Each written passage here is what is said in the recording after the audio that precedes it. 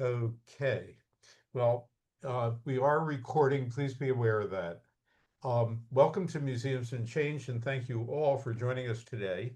Special thanks to Greg Stevens, who will discuss ways in which we can further careers in museums, even in turbulent times. Oddly, despite a long career in and with museums, I have few thoughts on the subject. One is that establishing and maintaining relationships with colleagues and peers can be a critical factor in career development. Despite advances in digital recording and selection, word of mouth still carries weight. My other thought is the regular reflection on one's work, on one's ambitions, and on museum practice more generally can be helpful in setting clear, informed directions. A few housekeeping details. We are being recorded. We'll make a link available via the AAM open forum as soon as possible. Unless you are recognized to speak, please hit your mute button so we don't get noise pollution during the session. If you want or need captioning, activate captions on your Zoom dashboard. If you want to share a question or comment, please use the raised hand signal. They will go into a queue and I will recognize you as quickly as possible. Do use the chat function to make comments, pose questions, enter citations of relevant literature, and so on. That way we can manage a second parallel conversation. If you want to be added to our email list to receive direct notices of future sessions, please enter your name and email address in the chat function or write to me directly via email. We'll happily add you to our list. Our next session will convene on October 23rd, when Tori Bell will present on bridging the diploma divide in American museums. Please join us then. I'm speaking to you from Philadelphia, where I live on the ancestral lands of the Lenni Lenape and where the Lenni Lenape still reside. I believe it is our responsibility to learn about the indigenous peoples who lived here before us and to share our knowledge with our colleagues, constituents, and clients. Without further ado, I'm delighted to introduce Greg Stevens. Thanks, Avi, and thank you all for joining. As I'm watching people come in, it's very exciting to see a good handful of familiar names and familiar faces. So hi, Vanessa. Hi, Kristen. Hi, Amy. A whole bunch of other folks that I've known from earlier parts in my museum career and currently. So it's a pleasure to see those familiar faces and a whole bunch of new faces. As you know, this conversation that we're having today is really all about managing your museum careers, a topic that is near and dear to my heart. It's been part of my professional practice for many, many years, both in my role in professional development at AAM and more recently in my role as a career coach, working with a number of museum colleagues, but also colleagues from across other sectors, for profit, higher education, federal service. And so, what I'm speaking to today is really from my perspective and my experience working with a number of clients across sectors, largely in the museum sector, and some of the challenges that I've observed taking place, some which will be very familiar to some of you folks, and some of what I might have to offer may be eye-opening or illuminating. As Avi suggested earlier, if you have comments or questions, please feel free to engage. I'm going to speak about a few key talking points, and then we're going to open up the second half of our program for further conversation and try to tackle your questions or comments as they come in at that point. Um, I don't need to really start by saying too much more about how tumultuous the world is. I think we all live it and breathe it in various ways almost every day. Um, the one thing I would like to start by saying is that we are indeed in what is known as a VUCA world, volatile, uncertain, complex, and ambiguous. That is an acronym that was coined back in the 1970s by the US Army as part of soldier training programs that were intended to help soldiers understand that the world that they would be stepping into was indeed volatile, uncertain, complex, and ambiguous. And I can think of no other acronym that better describes the world that we're in right now than a VUCA world. What does that mean for museum careers? It can mean a number of things depending on where you are in your career, where you are in your job, in your institution, in your city. Um, but the bottom line is that resilience and flexibility and adaptability are at the top of core competencies for anybody working in the museum field right now. So I just want to offer that as a bit of a framing device for other points that I want to make, so that you all are aware we're in this very complex, ambiguous world, and more than ever, we really need to be resilient, flexible, and adaptable. And that isn't just sort of a state of being for ourselves, but it's also making its way into the requirements of museum job postings, where flexibility and adaptability and resilience, problem solving, ability to pivot are coming to play in museum job postings pretty regularly, which signals to me, and as I have conversations with clients on a regular basis, there is no shortage of needing to pivot and be flexible and adaptable. And I'm probably preaching to the choir here for many of you, probably live and breathe flexibility and adaptability every day, whether it's project-based work or your day-to-day work or capital campaigns or whatever might be on your plate in your particular institution. It certainly comes into play if you find yourself currently in some kind of career transition, whether you are desperate to get out of your job for a variety of reasons, or find yourself having been displaced or separated from your employment, which a number of our colleagues are facing right now.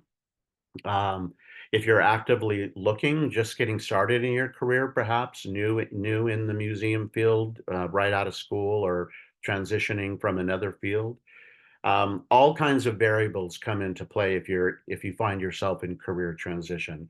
And I think many of you already know it can be very frustrating. Um, the job search can be frustrating. The job market is pretty tight. Now more than ever. It always has been in the museum field, at least from my experience. So toughening up, right? That resilience and flexibility in your job search is critical as well. Um, Related to that is this idea of the stages of grief. And many of you may know of Kubler-Ross's studies on human response to life events, commonly called the stages of grief: denial, anger, depression, bargaining, acceptance, a whole range of stages that we often go through, not all at the same time or in the same way. We're human beings, we're very individual, but understanding where we are in those stages of grief and allowing ourselves to go through those, to be okay and give ourselves the grace, to be angry when we need to be angry, to be depressed when we need to be depressed, um, to come to resolution that things will ultimately be okay, but we have to get through it. Um, I can speak from my own personal experience, having had my position many years ago eliminated unceremoniously after 10 years, a job that I was fully committed to in an organization I was fully committed to. And I can tell you that I went through all the phases, sometimes cycled back through them over the weeks and the months that followed. Um, but I'm still standing or sitting, as the case may be. Um, I wanted to offer a reality check uh, for those of you who might be thinking about changing jobs or actively on a job hunt. The reality check is it's going to be about 3 to 6 months for you to find a job.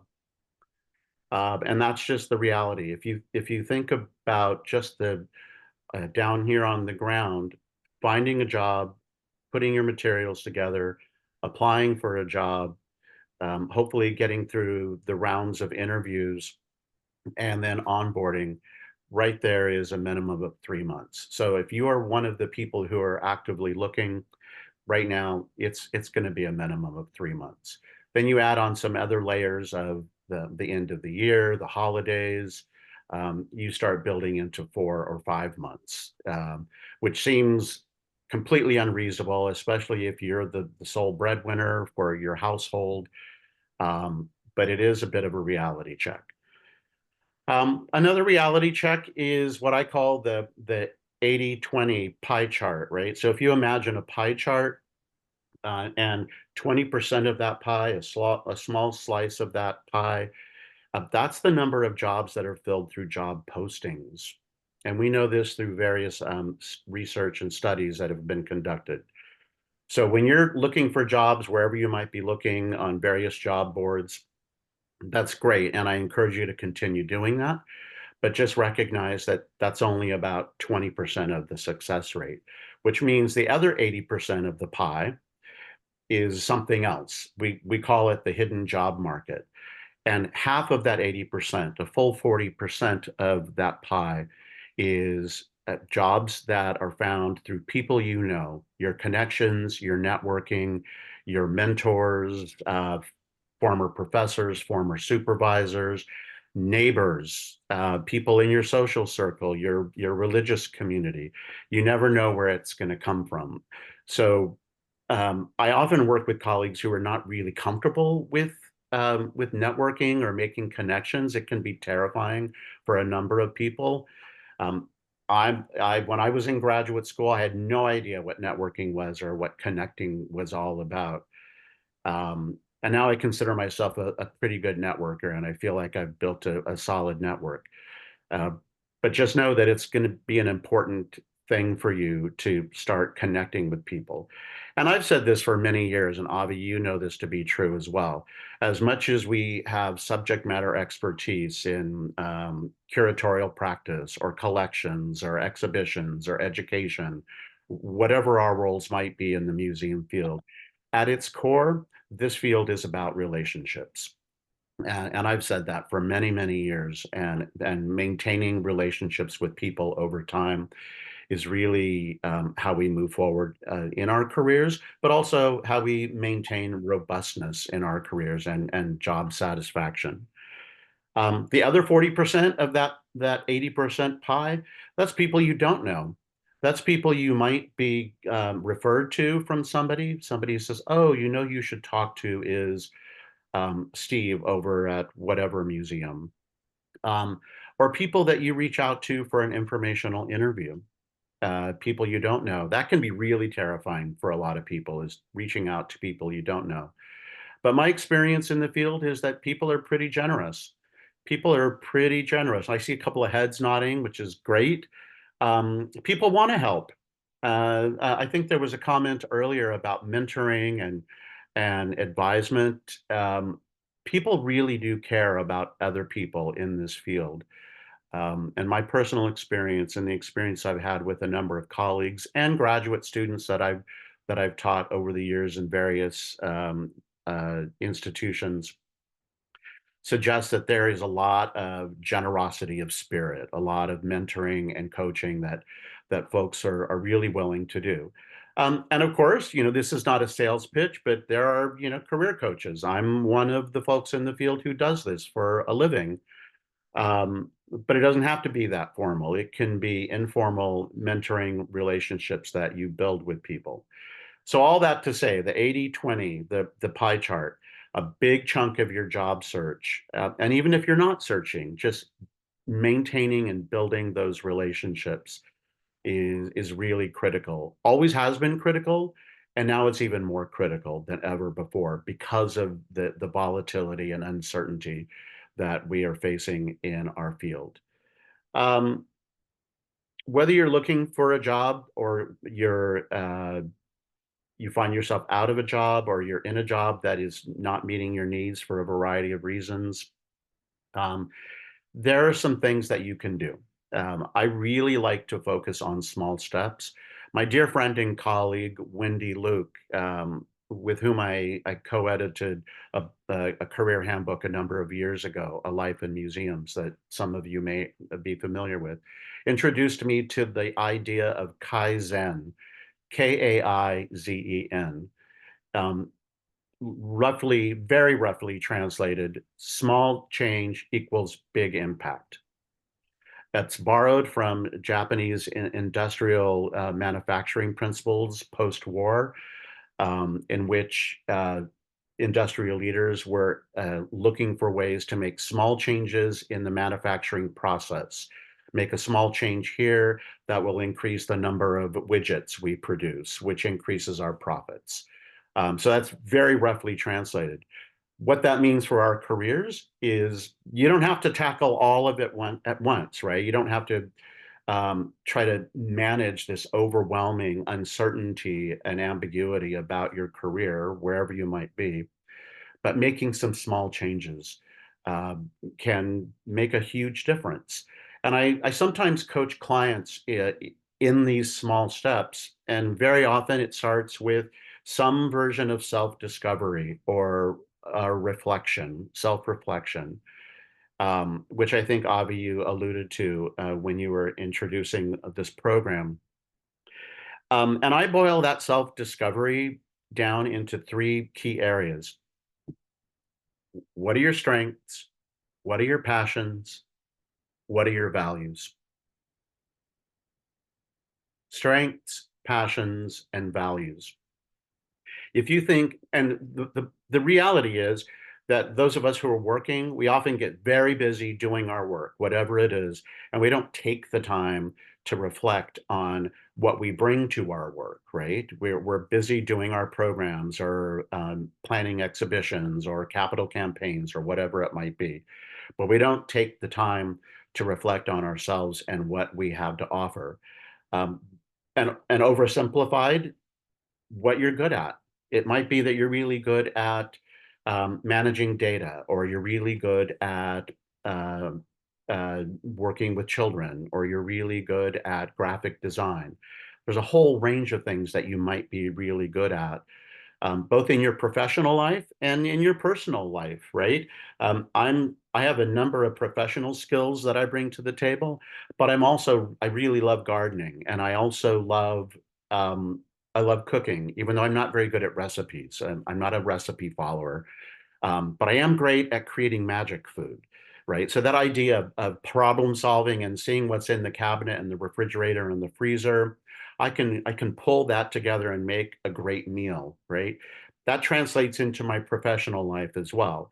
So when you're thinking about the things you bring to the table, your strengths, don't just focus on the work related things, right? Think about who you are as a human being. Because after all, those of us who've come into this field, we bring ourselves to this, our unique skills and areas of interest. Our passions, huge, right? We don't often talk about passions in our work, but I would argue that most of us come to this field because we're passionate about something, right? We're passionate about art or history or trees or whales or learning or making the world a better place, all kinds of things we might be passionate about. So getting clear about what those things are for yourself, making a list of the things you're good at and the things you're passionate about. And then I like to focus on values, right? What we value about ourselves, right? I value honesty and integrity and rolling up your sleeves and getting it done, right? Whatever you need to do, get it done, which I think a lot of museum folks do, right? But I also value working in a place and working with people who value that component. I'm a creative thinker, right? I'm sort of, hey, I got an idea. You've got a barn and we've got some costumes. Let's put on a show. That's my value system. I want to work in a place that values that. And I've worked in places that value that, and I've also worked for people who do not value that. And it can be night and day in terms of how you feel about your career and where you work and the kind of work you do.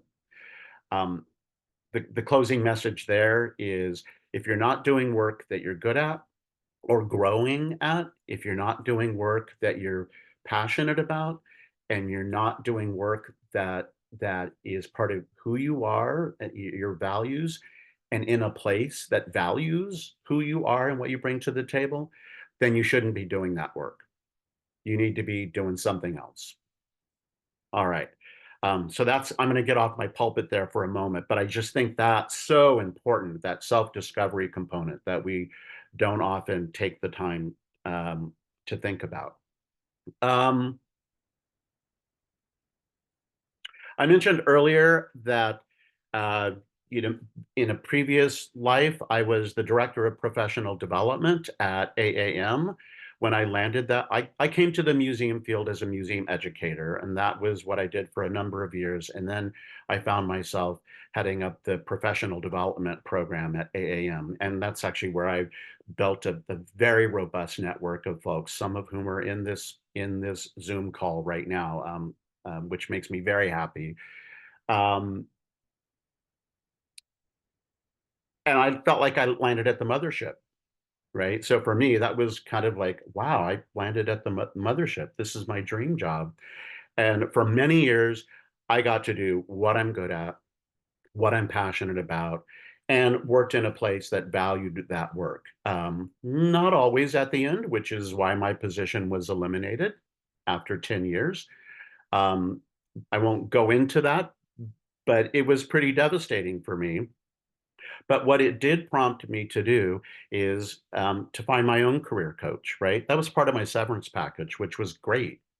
Um, and my coach, the point of this story, my coach introduced me to a number of ideas and concepts that stuck with me all these years later, that I share with my clients a lot. And one of them is nothing is forever. You think it's going to be forever, that you're the dream job, the mothership, the thing that you went to school for and, paying off your student loan for however long for. But guess what? Nothing is forever. Because we live in this volatile, uncertain world, we just have to be comfortable with nothing is forever, not the thing that you thought was going to be forever. And then something happens, right? And it gets taken away from you. So just acknowledge that nothing is forever.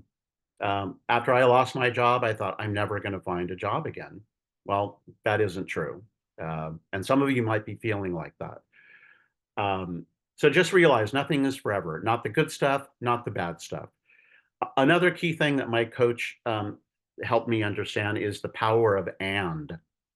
The power of and. I remember sitting down with a notepad with my coach and drawing out, well, I could go work in another association. I could go back and work in a museum. I could go work in the nonprofit sector. I could teach in a university. I could hang out my own shingle and become an independent contractor. All kinds of things. And she said, yes, you could do all of those, any of those things. But think about and. You can start your own business and you can teach at a university and you can volunteer in your community and you continue your job search for whatever. And it was really powerful for me to shift my mind away from having to find the place to go to and instead thinking about, wow, I can actually do this and that. And as it turned out, um, I started teaching adjunct at a university in New Jersey a few months after my position was eliminated. And I started my own career coaching practice. And I started work on my next book. And I started volunteering in our community garden down the street, where somehow now I'm in charge of all the volunteers and all the programming and planting of bulbs and such, which satisfies my need to be in charge of everything. So the point here is, and if you're in a place of decision making, trying to think about this or that, things don't have to be this or that. Things can be and. And if you find yourself in a position in your work where things are not going well, and I deal with a lot of clients who are struggling with this, um, find something else that's going to satisfy you to help minimize some of the anxiety that you might be facing. That doesn't mean that you don't need to leave, maybe you do, but find someplace else that brings you joy and satisfaction, so that all of the anxiety eggs aren't in that basket. Um, and you never know where and is going to take you. For example, when I started adjuncting at that university, it turned out that a full-time position was open, and so I applied for it, and I got that, and that's what I did for the next number of years, um, which then put me in a different career path. So you never know. The last thing I want to say, and then I'll stop talking and we'll have a conversation. Um, and that is the power of saying thank you, the power of gratitude. I know it seems a little like uh, touchy feely, but there is great power in saying thank you and appreciating others, and having people say thank you to you. Um, there's many studies that show that by expressing gratitude and receiving gratitude, it helps elevate our psyche in very physical ways. So if you find yourself in a situation where you find yourself being negative and overwhelmed, and people are making you cranky at work, or you've got a coworker who's underperforming, or whatever it is, um, just say thank you. Doesn't mean inauthentically, but say thank you. Express some gratitude, because it goes a long way, and that sense of empathy and kindness and patience, especially in this volatile, uncertain, complex, ambiguous world we live in, very divided on so many levels. Just being more patient and empathetic and kind and expressing gratitude can go a long way. So I just unloaded a whole bunch of ideas for you, from this uncertain world we live in, stages of grief, reality check about job search, small things you can do, power of and, power of gratitude. I have lots more I could talk about, but I'm going to stop talking for a moment and see what you all have to say, and we'll extend some conversation. Great. Greg, thank you very much. This is wonderful. Honestly, I wish that I had had you in my life 50 years ago. I'm sure my career path would have been a lot smoother and less bumpy than, in fact, it was in practice. Um, the floor is open for questions and comments. If you will hit the raised hand signal, we will be happy to drop you into a queue. I do have a question of my own in this, and that is that one trend in the field that has really struck me forcibly over the last 5 years, particularly since COVID, but even before then, is the growth in the number of museum professionals who are independent consultants and contractors rather than staff members at museums. When COVID hit, of course, a lot of people were literally put on furlough or fired summarily, and the number of independent museum professionals increased radically at that moment. But what I've discovered is that almost everybody who's ever worked for a reasonable length of time in a staff position has done consulting, and almost every consultant I've met in the field has done staff time. So, any comments about where you see the direction going? Oh yeah, absolutely. In fact, there are a number of folks in this program today who have who I know are consultants, and a couple of them have been my clients, working with them to think through what this means to go from being a working professional in an institution to being an independent consultant of whatever variety, whether it's education or strategic planning. For myself, I'm an independent consultant. That's what I do. I set up my own business a number of years ago after 20-ish years in the museum field, working in institutions. Um, this is another one of the things that my coach helped me figure out. And a couple of you folks in the audience might remember I drew out this. She said, "Okay, you want to be a coach? What does that look like?" And I said, "Well, She said, well, you need to come up with a business plan, and not a business plan. Like, I mean, you could Google how to create a business plan as a consultant, right? There's a really great book uh, out that was edited a couple of years ago called Museum Mercenary. That's basically a handbook on how to be a museum consultant. It's really great if you are interested in doing that. Museum Mercenary is the name of it. But the key points to that are, what do you have to offer? Who's it for? Who are your clients? Why is it needed? What do your services look like? How much are you going to charge for it? And then a timeline. And for me, what that looked like, just because I'm an example, right? I had 20 years of experience in the museum field. A number of those years spent working in career-related work, career cafe at the AAM annual meeting, career workshops and career labs, career book. So I had a lot to say about careers. I'm good at it. I'm passionate about it. It's something that I value. And I determined early on that it was something that people in the museum field needed. And as it turns out, that's true. And my clients were people that I identified that were either mid-career professionals, senior career professionals looking to make a transition, or emerging professionals, folks right out of school and such, who were trying to make their way. So I figured out what I had to offer, who it was for, why it was needed. And then I had to do a little sniffing around about what my services would be, whether it would be, one-on-one coaching, workshops, webinar series, all of that.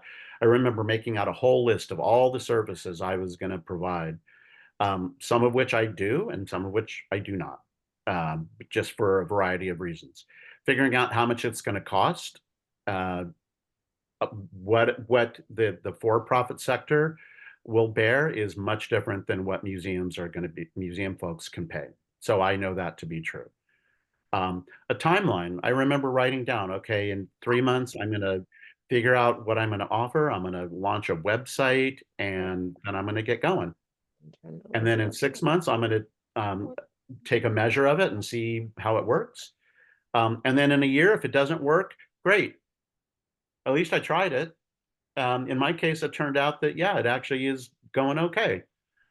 So yeah, so that's my assessment of folks who want to be a consultant. If that's what you want to do, figure out what you have to offer, who it's for, why it's needed, what the services look like, and what you're going to charge for it, and then a timeline for doing it. Excellent advice. BJ, I'll get to you in 1 second. Greg, I have one question. You named your independent museum professional business Purple Cow Consulting. There's got to be a story there. There is a story, and it's actually on my website, by the way, purplecowcareers.com. But the short story is, when I was trying to figure out what I was going to call my career coaching practice, I happened to be sitting at our kitchen table, and on the shelf next to the kitchen table is a set of ceramic purple cows that my mom bought her mom as a Mother's Day present in 1945. So I'm a history geek and I'm super sentimental. And I'm sitting there struggling with what I'm going to call it. And there were these purple cows, literally at eye level, staring at me. And I thought, oh, purple cows are very unique. You know, they stand out from all the other cows.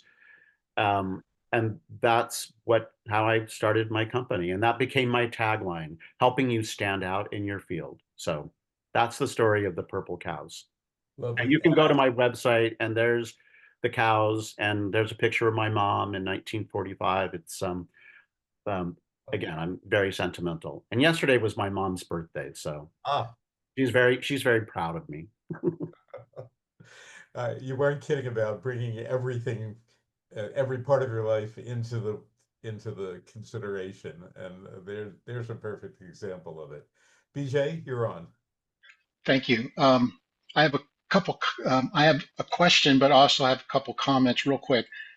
One is I had put something in the chat about mentoring. I think all museums, nonprofits, and cultural institutions need to do a better job of mentoring, especially new employees when they first come on, even if they have experience, and especially first time, straight out of college or graduate program.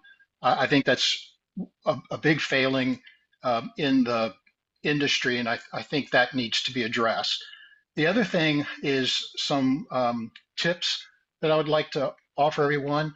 First of all, make sure you get everything in writing. If you're talking to someone about a job, or if you're internally talking with someone about a change of your position or a promotion or anything, whatever it is, get it in writing. The other thing that is related to that is, again, most people in their working career, I would describe as more of a roller coaster. You have great ups and some very low lows, and that's why you need to document everything. If you're having problems with a colleague, or if you're getting kind of weird emails from someone you work with, again, print those out, put them in a file, document. Um, if you're getting great notices from a director or colleagues, or you had a successful exhibit opening, again, don't leave them on your computer, print them out, put them in a file. But again, just kind of document stuff so that you can bring all of that.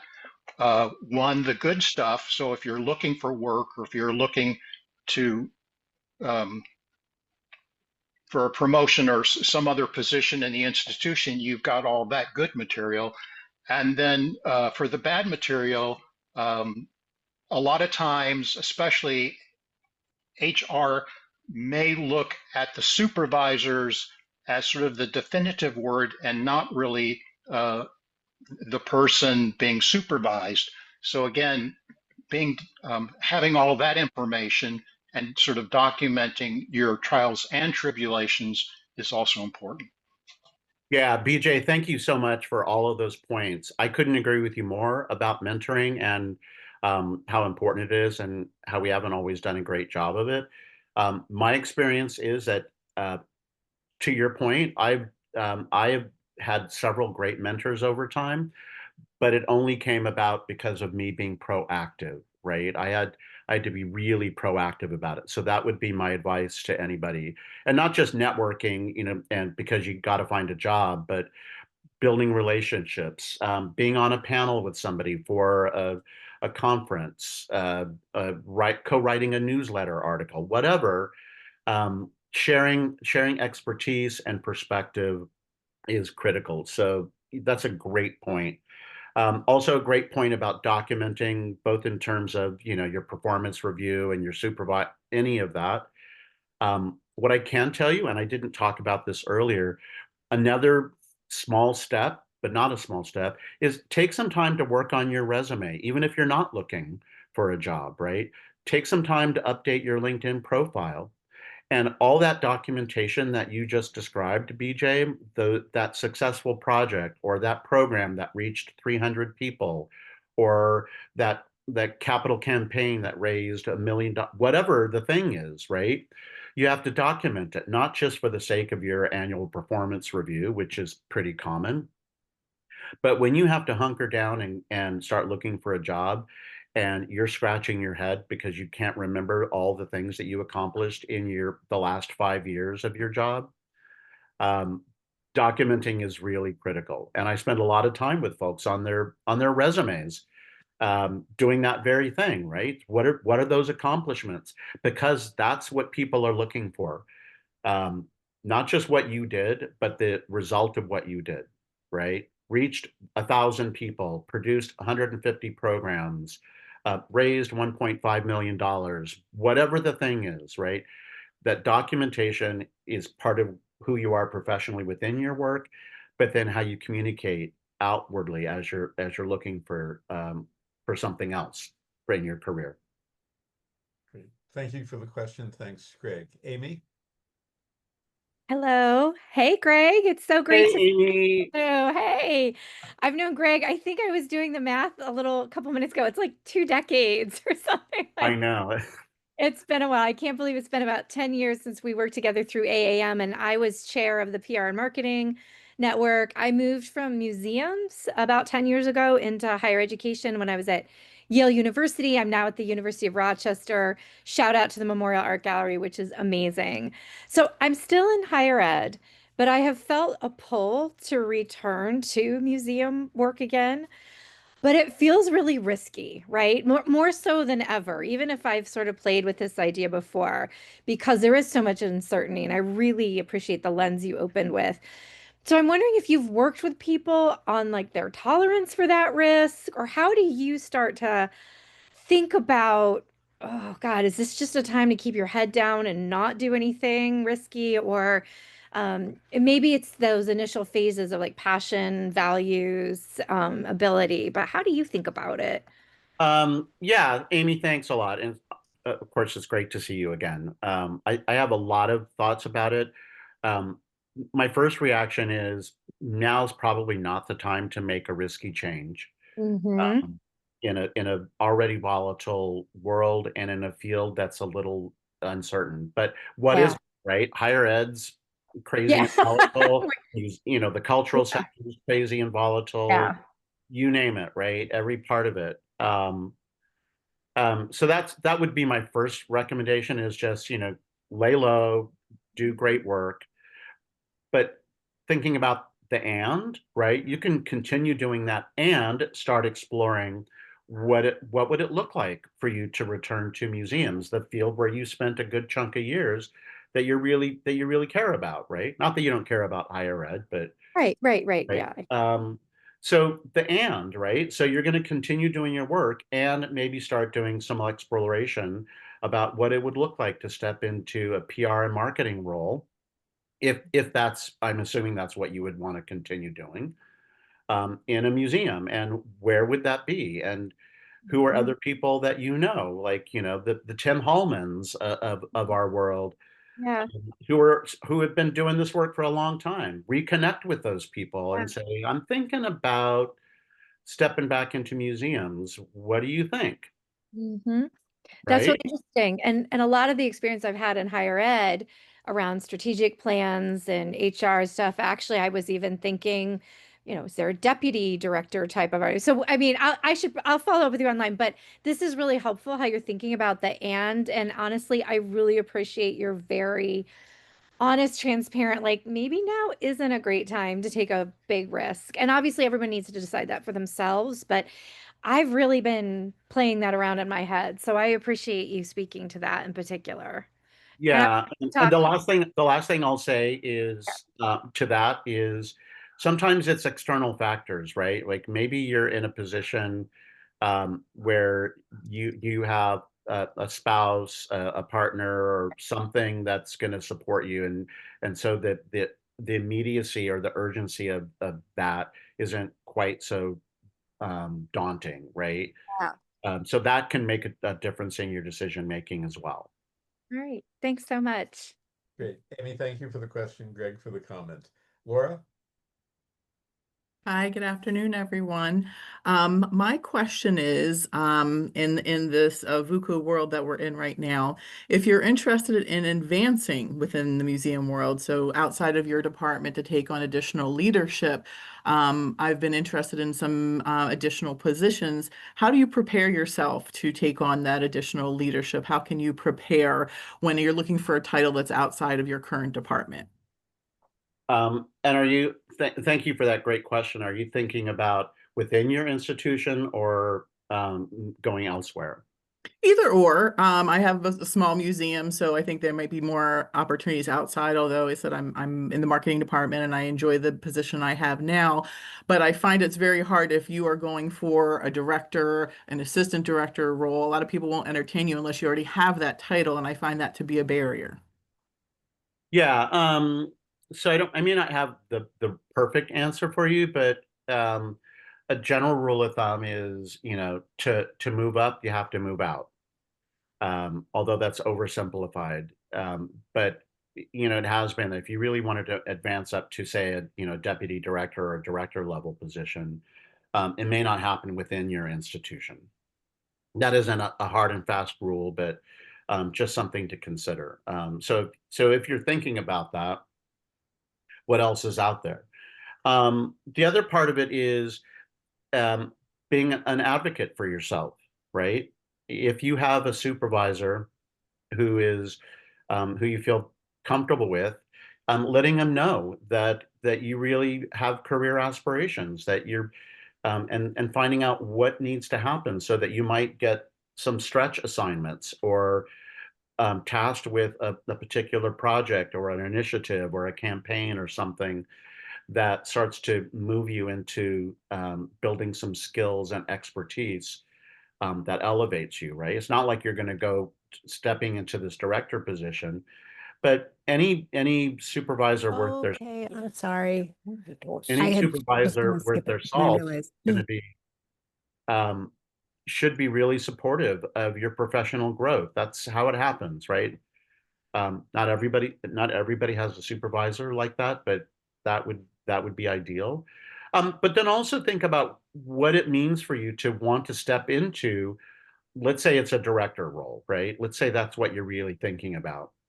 And maybe it's a director role in a small museum as opposed to, going to the Met or something, right?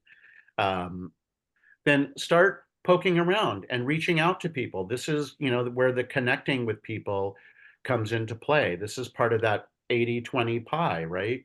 Reaching out to people who are directors in small museums and saying and finding out, what is it like to be the director of a small museum? What are the things that you deal with? What are some of the skills and competencies? What are the challenges you face? Firstly, to find out, okay, this is what it's like from the trenches, right? Here's other people telling me. But then deciding, oh, maybe that's not exactly what I wanted to do after all. Or, oh yeah, this is exactly what I want to do. I can tell you that folks who are heading up small institutions wear many hats. They wear, I mean, we all wear many hats anyway, but folks who are directors or heading up smaller institutions, they'll tell you that, yeah, it's a day to day. Which hat am I wearing today, or which hat am I wearing this morning, and which hat am I wearing in the afternoon? So, yeah, I would start reaching out and exploring outside your institution just to find out what leadership looks like to get a perspective on it, but then advocating for yourself within your institution so that you can start building some skills through stretch assignments or such. Yeah, I thought about what you were saying in the and opportunity. So maybe there's something to be, present at a conference or something like that, or working on a project outside of the scope of my work. Absolutely. Mhm. Yes, absolutely. Okay. All right. Thank you. Thank you. Thank you for the question, Greg. Thank you for the answer. Greg, one of the things that is striking to me is that virtually all of the professionals that I know in and out of the museum field are doing something different with their careers than they started out doing. And therefore, we tend to sometimes think very narrowly about what our skill set actually is and what interests us. So somebody might be a collections manager. Well, it turns out the collections managers are terrific at managing information of all kinds. If they thought more broadly about their capacity as information managers, their market might expand rather than narrow. Do you have any thoughts about this whole business about people needing to be, you've mentioned flexibility, but in point of fact, people really are doing very different things 10 years out than they started out doing? Yeah, it's a great question, Avi, and as with most things, I have a lot to say. Uh, I'm not doing anything like what I thought I was going to do when I came to the museum field. My undergraduate degree is in theater design. I still do a little theater design for a small children's company here in New York City, just to keep my feet in the water because I still love it. Um, but I came to the museum field as a career change. I was going to be a museum educator, which I did for a number of years in a variety of institutions. And then a pivot happened when I got my job in professional development at AAM, which was education, but not museum education in that sense, right? So that was a pivot. And then a pivot into higher education, directing a graduate program, and then a pivot into career coaching. So, you know, my story is pretty typical of a lot of people who have taken a meandering path. Um, when I talk with younger colleagues, graduate students, folks, this isn't about age at all. It's just sort of about stepping into the field. Some people really just want to work in an art museum. Some people just really want to work at the Met. Some people really want to be the curator at the Met, which is all great, right? Um, but that may not happen. So if you can't be the curator of, you know, medieval whatever at the Met, where else can you do it? I thought for sure I had a theater degree and I taught art at an elementary school for 10 years. I thought for sure that when I came into the museum field, I was going to work in an art museum. And guess what?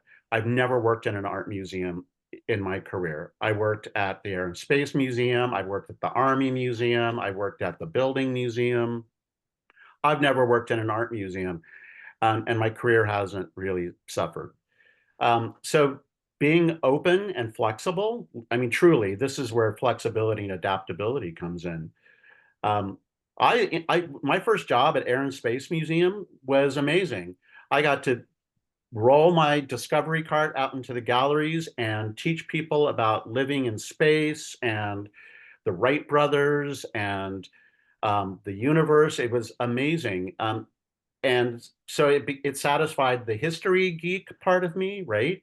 I got to stand up in front of a group of people, which, you know, was great for me. Um, yeah, so being flexible about what you think you want to do. The other thing, and this kind of goes back to Laura, our discussion just a moment ago. A lot of times people are going to start out in very small institutions, right, where you have to wear a lot of hats. And if you want to learn a whole lot about the museum field, go work in a small museum, right? Where you have to, just by nature, you've got to wear a lot of hats, roll up your sleeves. You're out there setting up the table and chairs for the family program on Saturday, or whatever, right? Yeah, I think you'd be surprised. You'll surprise yourself if you allow yourself to be a little more flexible about what you want to do. That isn't to say that if you are really driven and you really want to work in an art museum, fabulous, then that's what you do. But just the roller coaster, I think, BJ, you talked about the roller coaster, right? You just got to be prepared for the roller coaster. Great, great. Thank you very much. We're right at the end of the hour now. I wanted to thank everyone for joining us today. Greg, thank you for these words. I hate to say it, probably an overused word, for the wisdom that you have shared with us today is very, very much appreciated. I hope that Thank all of you. you will join us in 2 weeks when Tori Bell will talk about the diploma divide. It's actually a talk about class and how class provides blinders as well as lenses through which we see the world, and particularly the world of our audiences. So I hope that you will join us in 2 weeks for the next Museums and Change program. In the meanwhile, healthy, happy, and productive fall. Take care, everyone.